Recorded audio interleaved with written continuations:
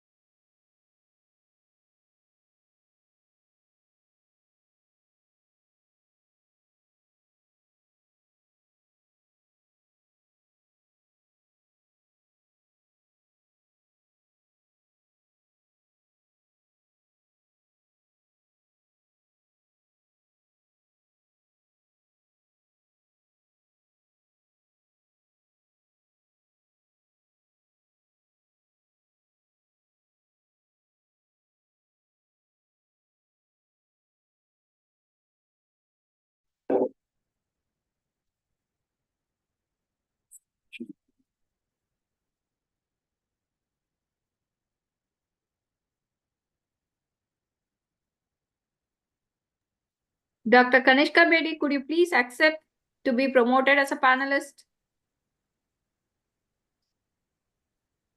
I'm sorry, I didn't hear that. Could you repeat this again?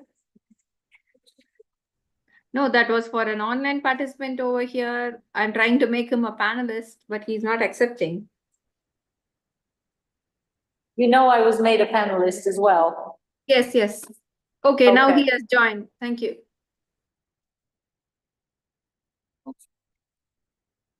Here we are, yes, thank you.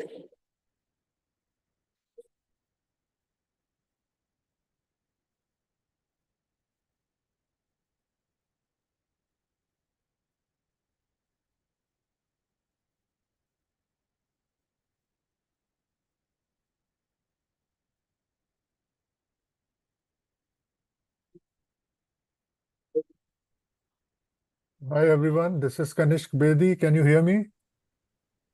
Yes, we hear you here. Hi Amanda, how are you? I'm not Amanda, I'm Dr. Mustakova. Amanda is on her way. We haven't started yet. Here she is. Okay, Here's thank you so Amanda. much. Dr. Kanishka Bedi, could you please adjust your camera? We don't see your face clearly. Okay, is it better? Yeah, this is better. Okay. Yeah.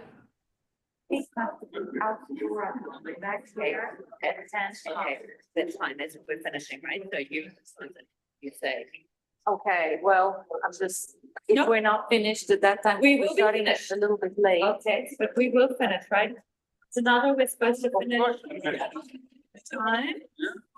At 10 to 4. Yeah, okay, we're gonna roll it. It's like, we've got more than time. Okay, It's just 50 so you minutes. know, okay.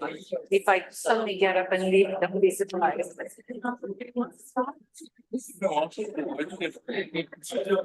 And then that. So Megan is not here, pretty much You're in charge. I'm gonna be, no, not in charge, I'm gonna be speaking. Okay. The second commentator.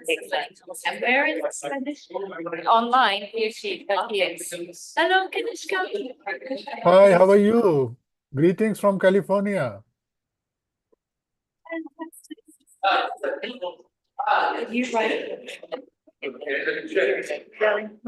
Oh, you're gonna be, sorry, you moved up from. Yes, Okay. So. I don't know, but Gary said it's a. Oh. Can you try online, Samantha? Is the baby? Is the baby? Yeah, Yes, it's hello. on. Yes, there you are. Yes. Can you hear me? Yes, we hear you. Yes. Okay, thank you so much. Zero. I don't have a single line. I don't know. We can introduce ourselves. I did the best. Is that easier? Yeah. What I would like to see.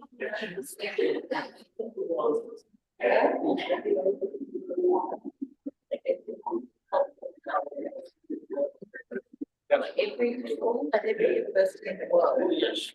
And we'll make that a. Yes. Recommendation. How's that? Views. Sounds good to me. But yes, Of course. it but I is, and think it we becomes an abuse for that. As well, they want to say about regulatory.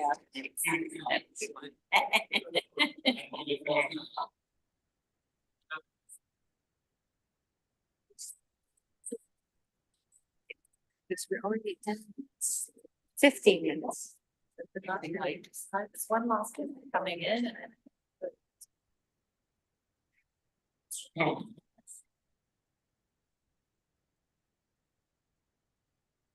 Start. People may still be trickling in, but that's.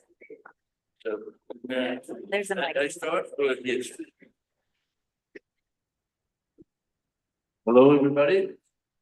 Thank you for being with us. I assume that you have been in the plenary until now, so there are little introductions to be made, especially for Miss Amanda Ellis, who is here, who spoke magnificently, I would say. I mean, and she has been inspired in many ways. Also, greeting you all in Turkish. I won't be able to do it. I remember only that my very first girlfriend, I was 17, she gave me this kind of write-up in all languages, and there was a language that in Italian was not translated. And it said, Seni seviyorum. I think this is I love you in Turkish.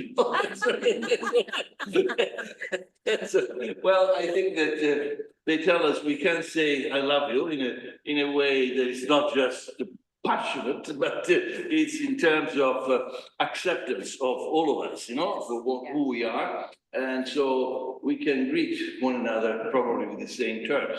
I don't know if it's appropriate, but namaste, namaste. Yeah. So, and in Hawaiian, exactly. Can you repeat that? Yeah, so in Hawaiian, aloha, can you all say aloha? That means I recognize the light in you that is the same as the light in me and all beings. So it's compassion, love, hello, I greet you, I see you. We are all going to create a better world together.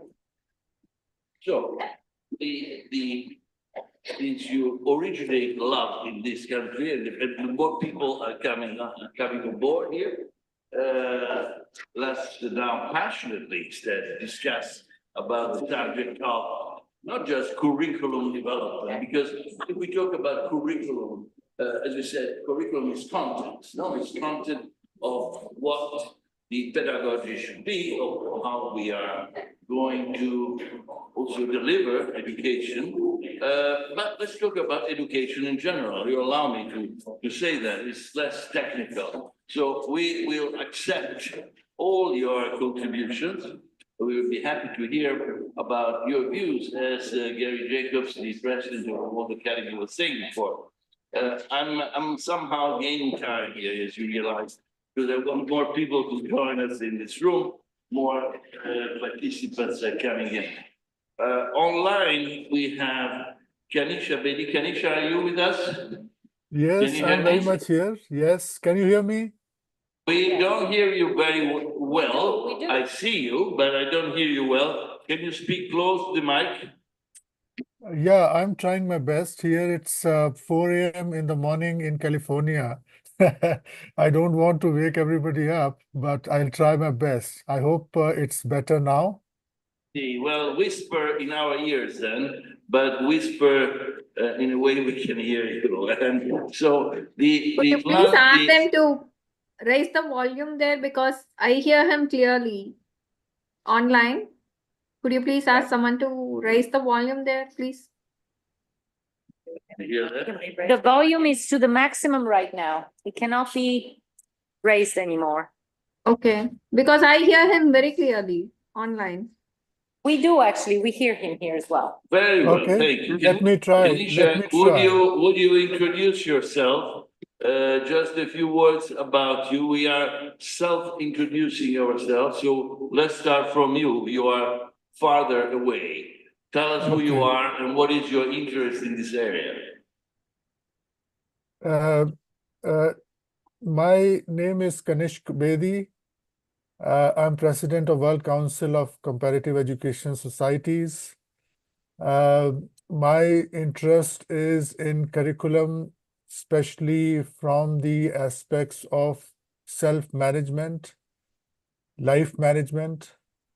And it's a pleasure being a part of this discussion because we need to find solutions going forward.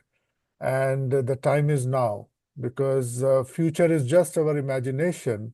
What we are experiencing at this moment, which is now, is what matters most. So we have to really do something now rather than wait for the future because future never comes. It's only now.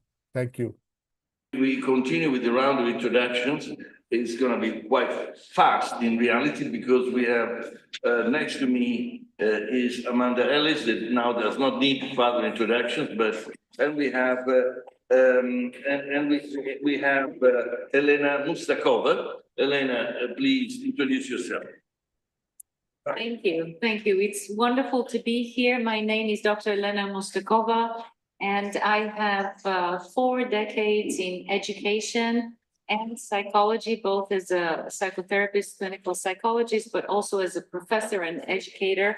And the more I've been in my fields, the more I've come to realize the absolute need to become transdisciplinary in order to respond to the needs of the 21st century. So that is my commitment at this time. I have founded a Transdisciplinary Institute for Consciousness, Society, and Well-being, because to me, these are the big issues that humanity and every one of us and every one of you is facing right now, and they can only be addressed from transdisciplinary perspectives, but I'll say more about that in a few minutes. It's my pleasure to be here. Well, I'm going to greet everybody in Hawaiian this time, which is where I live. Aloha. And I'd like you all to say aloha back. Fantastic. So we have the right spirit for our interactive session. And as Donato said, we very much want to hear from you. You have the opportunity to tell us your ideas, and we commit to making sure that those ideas will be heard on the world stage. So know that we are the conduit for your voices for change. Thank you. So the point is what you heard before, I think, was a continuum of a discourse around education, how education can be transformed, how it can be not just imparted, but how it can be shared. The importance of sharing experiences, importance of having an integrated perspective, a systemic perspective to education, where students and teachers alike participate, where we know what we want to achieve, and we also operate in a fashion that we inspire one another.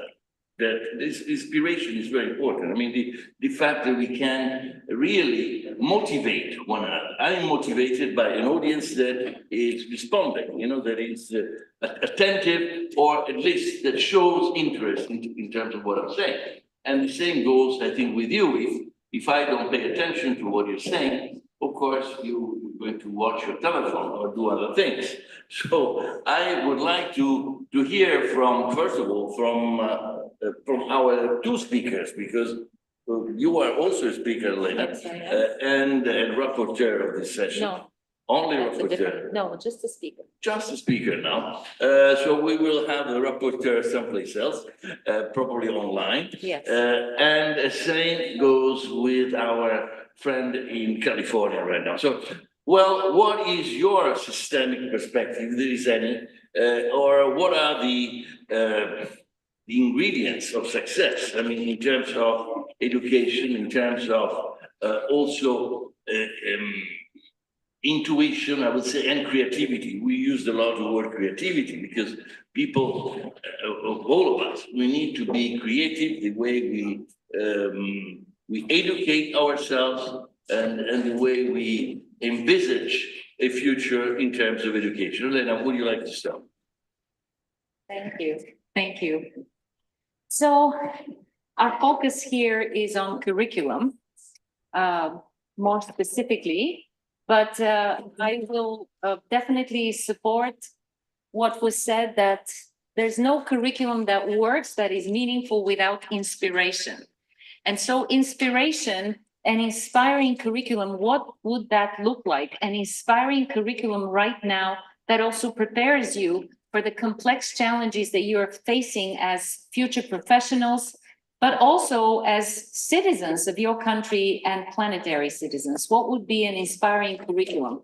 So one thing that I'd like to suggest is that because knowledge is advancing so rapidly right now, things that were taught even 5 years ago may be a bit outdated in certain disciplines. So one, we have extremely rapidly, dynamically developing frontiers of knowledge and learning. And second, we have equally dramatically augmenting and accelerating serious global challenges that are facing humanity. And here, of course, the most obvious one is the climate crisis that we're in, the sustainability crisis. We have exceeded planetary carrying capacity in a number of important categories already. And so we are basically living at the expense of future generations. And these things are happening so rapidly, along with scientific discoveries, that one really has a serious question to face when we ask, well, then what should curriculum look like? And so I would like to suggest that under these circumstances, we have to think about an integral curriculum. What does that mean? In integral theory, and that is a philosophical understanding, it's also a psychological and a scientific understanding, we know that inner and outer needs to be fully connected. Inner needs to be reflected in outer and vice versa. And that is very different than the way we've managed curriculum and education up till now. As you know, curriculum was divided, or shall we say fragmented, into disciplines.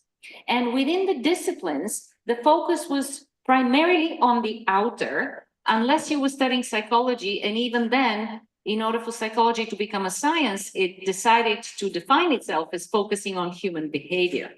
But more and more, what we are realizing is that there is a hidden dimension to everything we do. For example, there's a hidden dimension to how we do the distribution of planetary resources. What is that hidden dimension? That hidden dimension is human consciousness. It is the way we think, the way we perceive, okay, the way we approach reality. And that's the hidden dimension of human consciousness was the one thing that you don't get really prepared on in your degrees. Nobody teaches you anything about human consciousness, hardly. What is the relevance of human consciousness in finance, in climate, in medicine? What is the relevance of human consciousness in any field that you can name for me? It is always the human mind that is the mediator of everything we do, not just the decision maker, but also the mediator. And what is mind?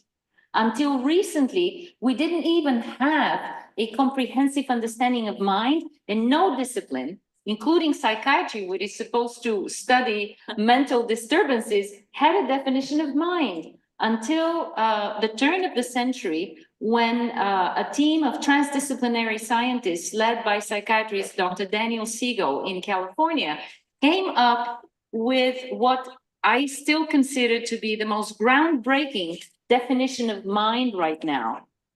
And here, this definition, and again, it's a team product, mind you, it is not one person. Mind is the embodied and interpersonal flow of energy and information. Once again, embodied, mind you, not enskulled. So mind is a lot more than brain. We now know that the brain does not produce mind. Brain and mind are not identical. Okay? So it's not the enskulled, it's the embodied and interpersonal flow of energy and information. Wow. So mind depends on our interpersonal spaces. It depends on on the way that we show up for each other, on the inspiration that we draw from each other. And you heard, I believe, Professor Brunhuber, who spoke about the input-output fallacy just now in the plenary session. And the fallacy that if we put more into education, we'll get a greater output. And he pointed out that 3/4 of the output, of the outcome from education does not seem to depend directly on the input. It depends on what? On that embodied and interpersonal flow of energy information. And then you heard our last speaker in the plenary session speak about habits of heart. In other words, how we show up, how we are with each other has a lot to do with how we learn.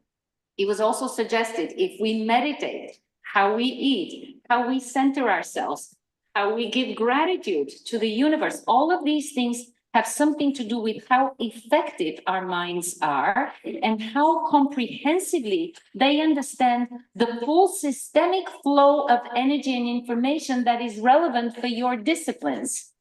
So you see a syllabus or really a curriculum for the 21st century has to address the wholeness of mind. That's an integral curriculum. And it also has to be more and more, and that's what we're seeing, transdisciplinary. It has to focus on problems that humanity is facing and how a range of different disciplines can inform the solutions of these problems, always with the awareness of human consciousness. And by the way, how many of you know that human consciousness actually is on an evolutionary continuum, that we evolve, our consciousness structurally has the potential to evolve not just from birth into early adulthood, but throughout the adult years. There are many stages of growth and development that are potentially available for us. And the more we grow, the more our consciousness evolves, the more comprehensively we approach and understand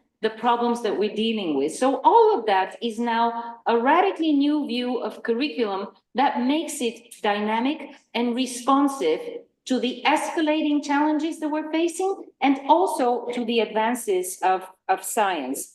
And finally, I will say that just to remind you, how many of you know the term epistemology? Do you know what epistemology is?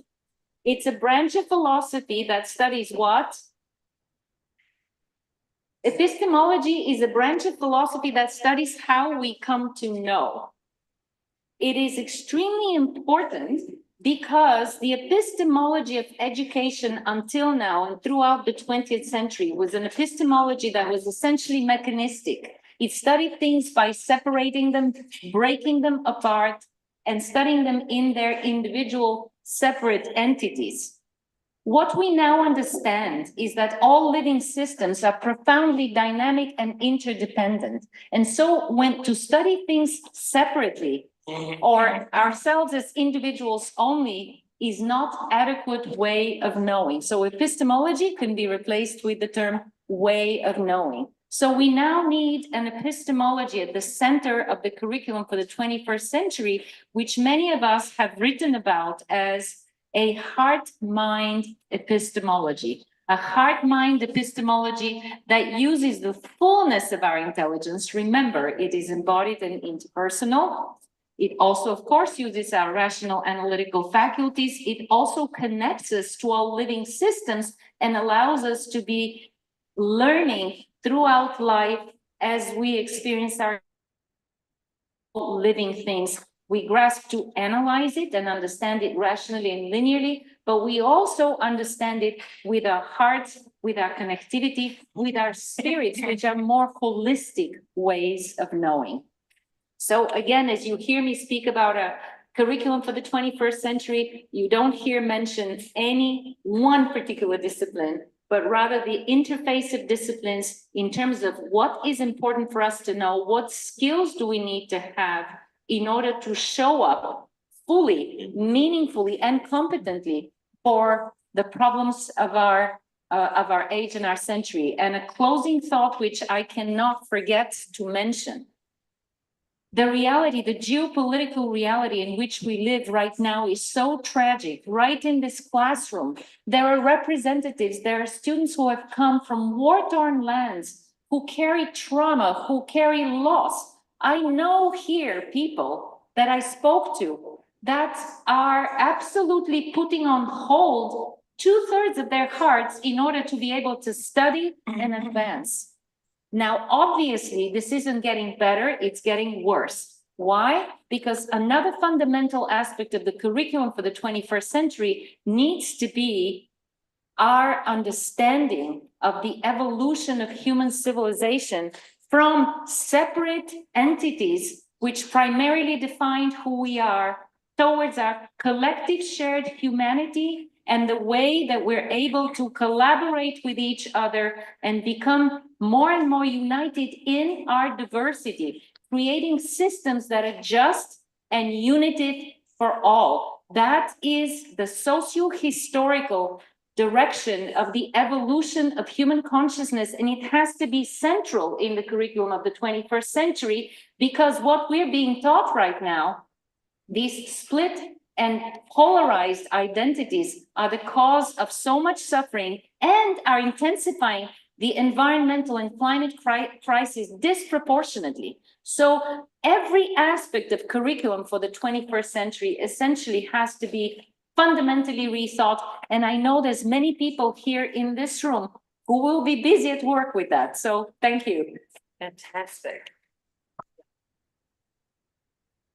Fantastic, thank you. And Yanishka, let's go direct to you next. Thank you so much. Firstly, I would like to thank the speaker who's just spoke. And she has really allowed me to delve a little deeper into what is required to be done and how the divisions everywhere have to be converted into integration. That's how this whole universe has been created. It's a single entity, the whole universe, which unfortunately, by virtue of our identities and the way we are born and brought up in human lives, how we divide and how we identify each person as a separate entity from the universe, which is not the right way of looking at it. All of us are interdependent. The system of photosynthesis, for example, in plants, and how the plants and trees emit carbon dioxide, oxygen, in fact, and they take carbon oxide.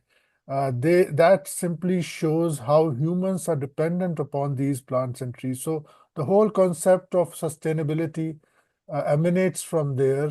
And of course, we know that interdependence is not limited to just plants and trees and humans, but everything that we see around us, including insects and reptiles and animals.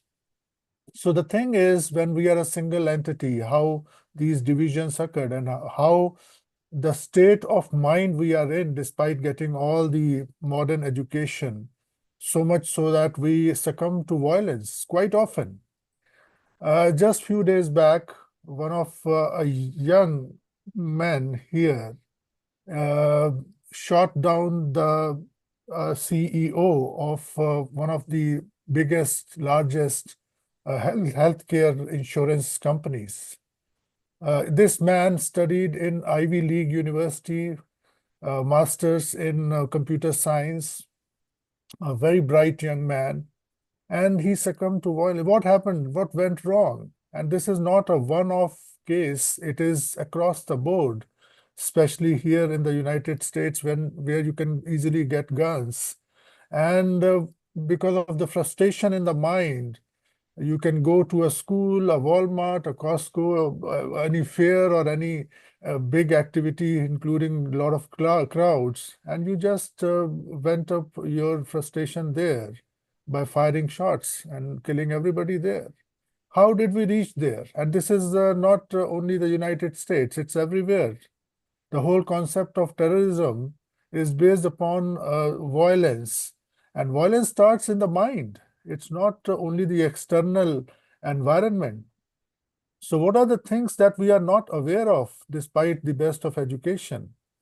Perhaps we don't know about ourselves, what goes inside us, in our mind, and how that mind should be conditioned to bring peace there first, and then only we can talk properly about climate change. So the thing is, the climate change and other concepts are the effect.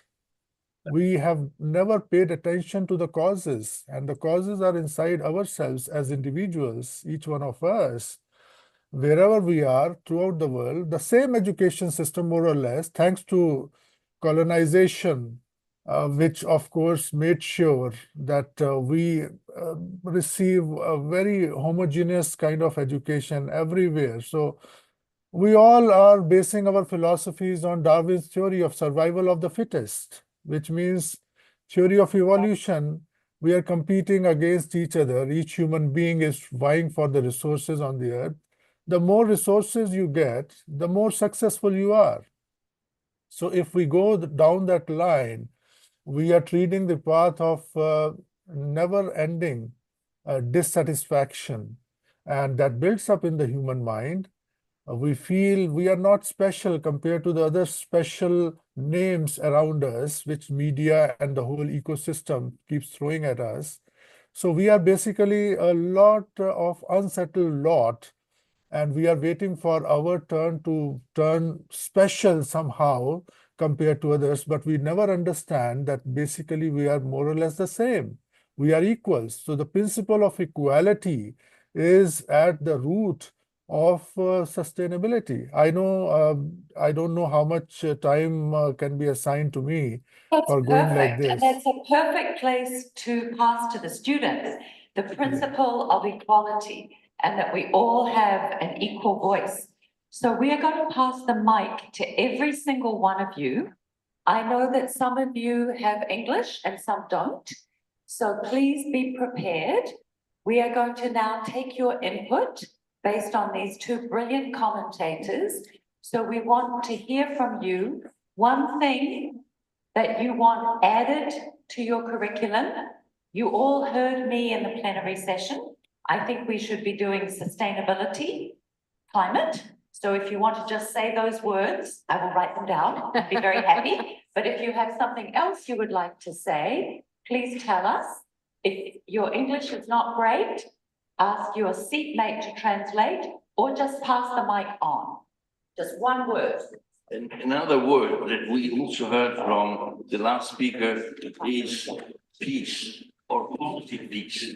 And another word that we also heard is the interpersonal relations that should be cultivated in any higher grade university, in any institution. The interpersonal skills, those the so-called soft skills. I'm interested to know if these soft skills are part of your background, and if you think that more emphasis should be put on that. But I pass the mic to, are you helping us? We have one participant who wants to speak. Dr. Susan Clark, would you like to speak now? The floor. Great, Thank yes, you. we'll Give it do to the us later students on. and then come back to that participant. Okay, thank you. One word, so be thinking about one word. Words each. Interpersonal, climate, sustainability, transdisciplinary. I interpersonal relations. So information, soft skills, what do you think is missing? What do you think would be somehow an element that conjugate your technical disciplines, whatever you're studying, to make how we better, more successful individuals. We have in your somebody career. else. Go ahead. Hi, thank you for your words again, and I believe the psychological effects of our major on people would be very beneficial for us. Great. All right.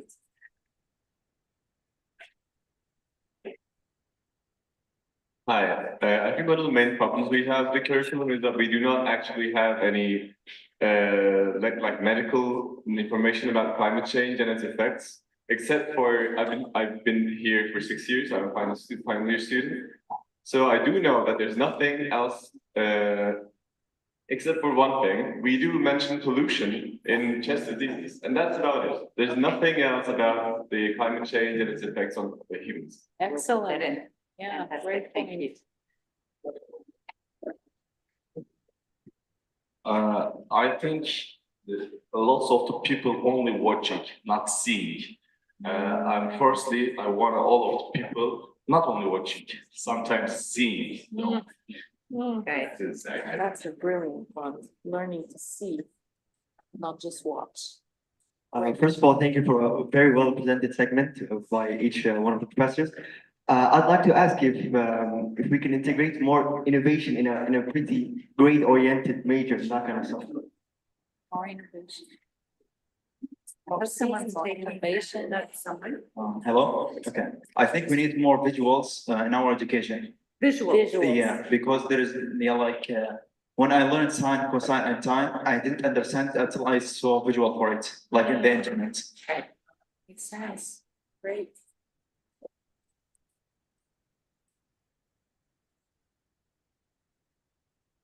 So we'll come to the person online. Everybody be thinking of your word because we're going to come to every single person.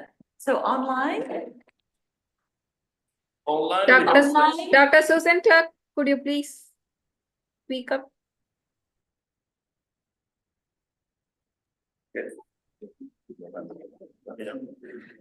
We don't Please, hear you. Could you tell us who is online? Susan Clark. Could you identify yourself, please? Could you tell us your name, who you are? Hello? We don't We hear don't- her. We don't hear her. We don't hear this person, so let's carry on. Who else? I mean, I heard words such as innovation, sustainability. I love very much, gentleman said, I like to see better, no, see through or observe. I mean, this is your word. just I love observe, it see. because it's a very good definition in terms of how to conceptualize things, how really to have a clear understanding. You have something to say, sir? Please. And we want to hear from women as well. We want to hear from everybody.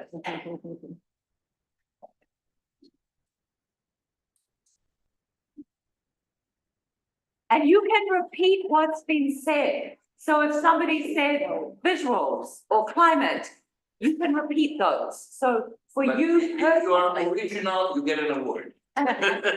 for you personally, we have 10 minutes left. So for you personally, what would you like to see added?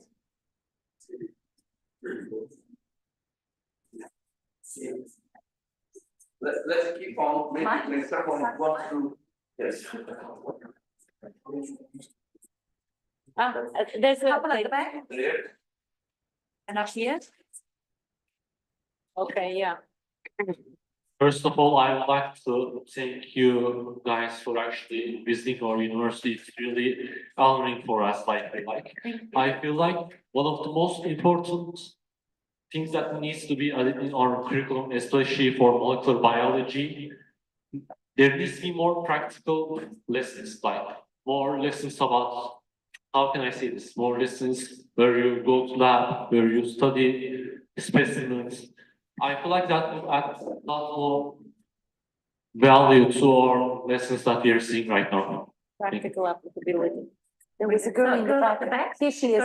Look, look, look, look, look. Look.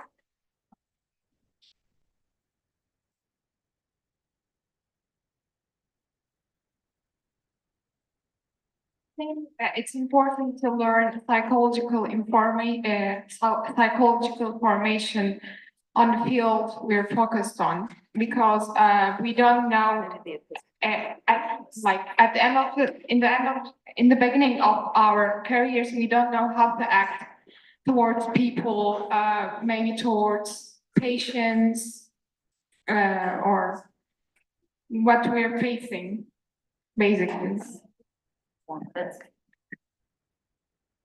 That's human relations element. We have more people who want to say something? I'm sure there are. I would like to add something while we're waiting for the students. Can I just add one quick thing? Thank you. It occurred to me that we also didn't mention a very important phenomenon that has caused a lot of grief and is causing a lot of grief in the global, highly multicultural society, and that is religion. So in the curriculum of the 21st century, it seems really important that young people should study the spiritual core of world religious traditions so that we have a lot greater appreciation for other religious traditions, while many people are very faithful to their own traditions, so that instead of fear and hostility, there is a mutual appreciation, because it is a reality that the majority of the population around the world still defines itself as religious, and that is an important thing to acknowledge. But how much do we understand the common spiritual core that cuts across wisdom traditions and all of our very different identities? There is the common spiritual core, there are the very specific religious histories of each group, and then there is ethnic trauma that gets woven into these religious traditions. And so we have all kinds of challenges that result in behavior because we don't understand that. In a global society, that's yet another aspect of education that allows us to have the kind of interpersonal relationships where we really show up for each other and we show up for every angle on knowledge and learning. And probably the most exciting, for me, the most exciting developments in curriculum in the 21st century is the growing recognition of the complementarity of scientific and spiritual understanding, something that has been completely two different territories that couldn't even speak to each other. More and more serious science is now showing the complementarity of fundamental spiritual understanding and scientific knowledge. And so I think it's important for curriculum in the 21st century to actually include that, explore that, and help young people feel confident and competent in this territory and not on the defensive. Thank you. But this is also the cultural elements, the tradition, so you don't have to see it only from the region's point of view. It's the cultural aspects, the traditions that count extremely. I would like to play it differently now. I want to give this to you, and you say something, and then you pass it to another person that you trust. That you know who's going to say something. And then we keep on going. So it's your responsibility to make sure that the person you pass the microphone to is going to say something. Okay? No pressure, no pressure. Don't interfere. No pressure. So thanks for your speeches, as you are just like lights on our roads because of the education in our future. So I was just gonna put a point on some mechanical way in our just like education in the medicine wise. So we are all just like taking the theoretical, the more like lessons in more information coming to us, and then we're just like making them up, but we're not like getting really information about the criticism and then the time management, also the crisis and time management. So I was just like thinking about the sustainability of it. So we have to collaborate them, as the professor told us in the first letter. We have to collaborate them with our information and then the time and the crisis management also. So these are my words. So who am I trusting in? I'm trusting someone, but he's in the crew of the. No. Yeah. You can look around and choose a person without. I'm choosing him so because he's my friend and I'm trusting him so much, so he's gonna speak about it. Keep on. I just wanted to say, I think critical thinking is also very important as well. Being able to think outside of the box is very crucial for every discipline, in my opinion.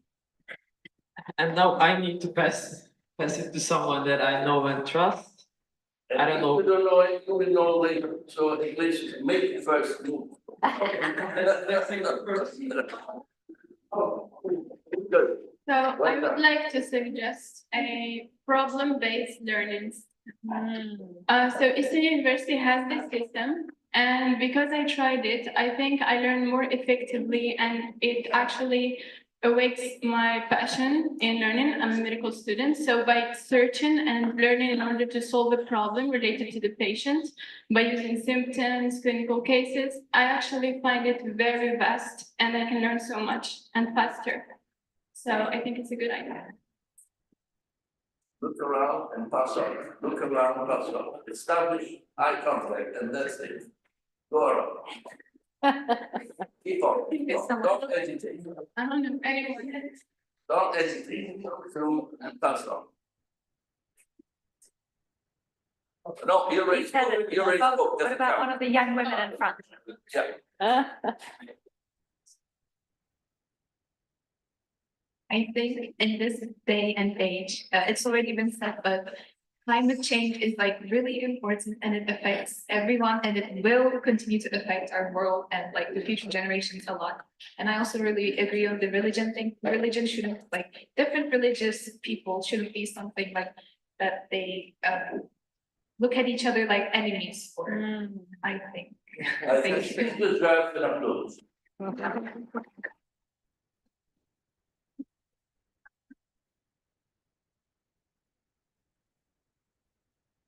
Thank you.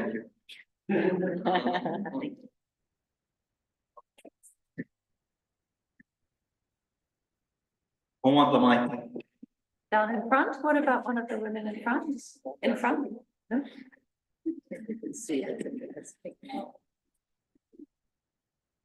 I actually don't know what we're talking about, so but all I will say is thank you so much for being here. And I feel like we need all this kind of things to sometimes it motivates you when you hear other people, the way they have been, how they went through their own journey. So it motivates you to go through your own journey. Beautiful, that was beautiful. Thank you. That's all. Last one, yeah. Hi again. I'm so sorry about the last times I cannot speak. I couldn't speak your questions because I'm a person on here. These are students. Firstly, I think the students talking much better than my speaking. But thanks for coming here. Thanks for session. My importance is this. Theory and practice, unfortunately, is not overlapped. The school include theory, life include practice. I think this is dilemma. This is the most important issue. I think this is my critical area about that. Thank you so much. Very well.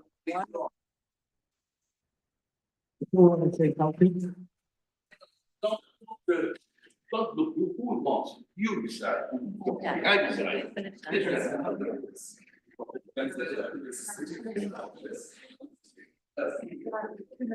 We have 2 minutes, so quick minutes. Thank you so much for your speaking. Thank you so much. So I think there's another aspect. So we had some topics, okay, that's okay, but we missed something. Maybe we can think about how can we learn them more effectively. So we need to add something that makes us learn more effectively. So this can be called like effective learning list, something like that, I don't know. But there are tons of drugs. Name of them, there are a lot. We need to learn all of them. But they don't tell us how to learn them effectively. They just tell us that this works like that, and you need to know that, you need to know that. So how can I remember all of them? Why don't you teach me that kind of spots, that important tricks? Maybe it's important spots. Teach me how to learn. Yes, that's teach me how to learn. I see that there are people hiding in the back of the room, and these are sometimes they are the there's someone who has to say something but doesn't want. Now, you are.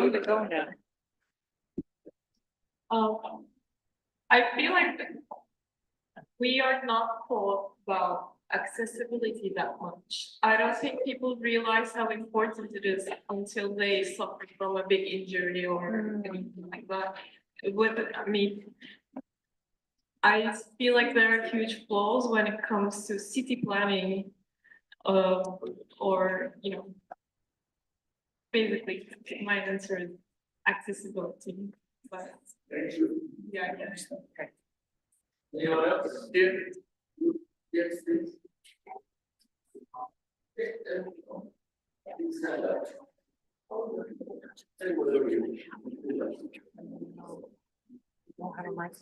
First, thanks for being here. We appreciate about it. I was never think about like our future education. I was just like, we're seeing this education. I was thinking like we should different make it. So you make this think about it's not really good. I'm trying to see.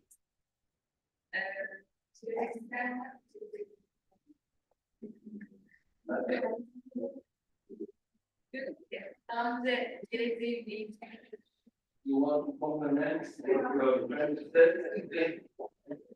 She says that she doesn't often think about the further education of herself. She's just focused on the education that she's currently taught.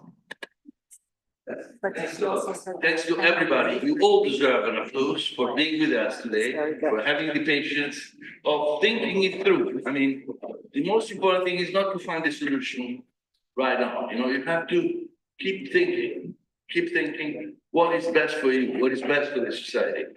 This is our mutual engagement. So I will now leave it to Amanda to conclude. Everybody, it was wonderful to have your input. I'm going to reflect back to you. Wave your hand if we missed anything. So you would like to see in the curriculum for the 21st century, more innovation, more practical education, for example, more labs in the medical, better visuals, the psychology of human interaction, religion and religious tolerance, learning to see, not just to watch. Climate change mentioned several times, thank you. And I promise that will go forward to the Conference of the Parties at the UN Framework Convention on Climate Change in Brazil in 2025. So I promise you those recommendations will be on the global stage. Psychology, problem-based learning, critical thinking skills, life skills like time management and memory skills. How do we better learn to learn? So thank you for a very rich session. Thank you to our fabulous panelists, both online and in person. And we look forward to seeing you in the concluding session. Oh, our esteemed chair of the World Academy of Art and Science, Gary Jacobs, is with us and would like the final word. This is the end. The session is over, Gary. Because I missed the beginning, I don't know what you said. We just summarized for you. Okay, I have a question. How many of you know the greatest single threat to human health in the world? Greatest single threat to human health in the world. Anyway. You can't hear me.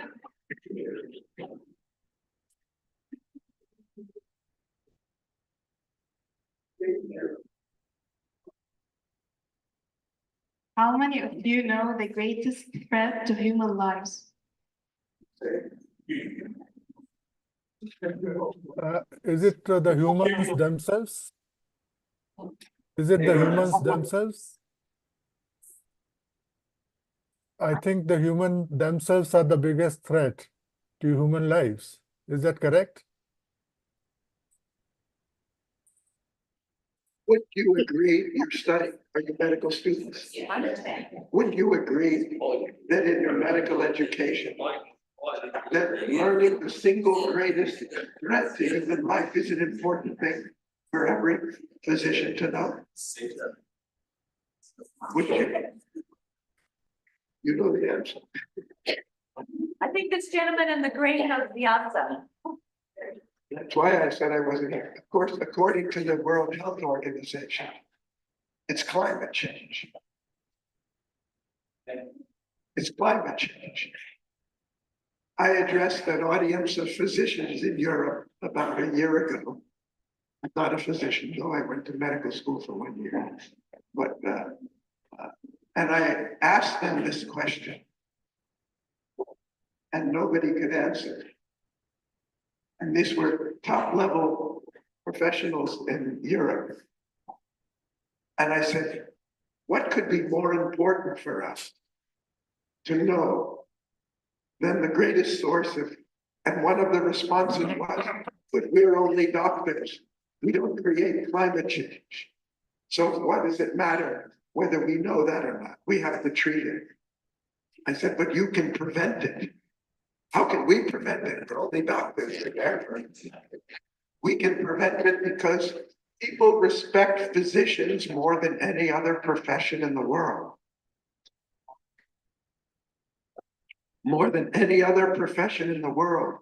And if you tell every patient that you meet that climate change really matters, and then you tell them it matters for you, it matters for your children, it matters for the next generations, they'll listen to you much more than they'll listen to the scientists, much more than they'll listen to the politicians and everything. You have a power, an influence to do good. And don't think it's just what you study and what you specialize in. Your view counts. That's the power and the reputation that the medical profession has earned. So you can change the world. Thank you.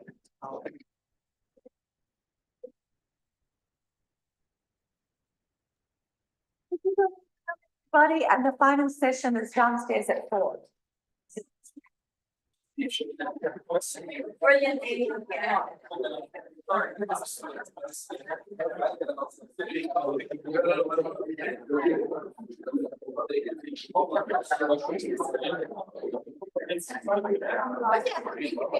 Yeah.